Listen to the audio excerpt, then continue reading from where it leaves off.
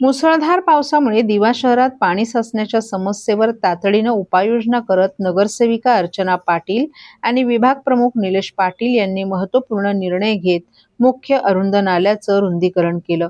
दिवा डम्पिंग परिसरातील खाडीकिनारी असलेल्या नाल्यातील अडथळा दूर करण्यात आल्यानं शहरातील पावसाच्या पाण्याचा निचरा अधिक वेगानं होण्यास मदत होणार असल्याचा दावा करण्यात आलाय. दिवा शहरात अतिवृष्टीमुळे पूरस्थिती निर्माण होऊ नये यासाठी पाणी अडणाऱ्या ठिकाणांची पाहणी करण्यात आली. यावेळी मुख्य नाल्याची रुंदी अपुरी असल्यानं पाण्याचा प्रवाह अडत असल्याचं निदर्शनास आलं.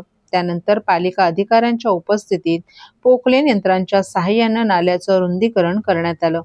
यापूर्वी या ठिकाणी पाण्याचा निचरा करण्यासाठी 5 मोठे पाईप टाकण्यात आले होते. मात्र प्रत्यक्षात केवळ एकाच पाईपमधून पाणी वाहत असल्यानं पाण्याचा प्रवाह मंदावत होता आणि शहरात पाणी साचण्याची समस्या निर्माण होत होती. ही बाब लक्षात आल्यानंतर तातडीनं पर्यायी उपाययोजना राबवण्याचा निर्णय घेण्यात आला. या संदर्भात विभाग प्रमुख निलेश पाटील यांनी दिवा शहर प्रमुख रमाकांत मडवी यांना परिस्थितीची माहिती दिली.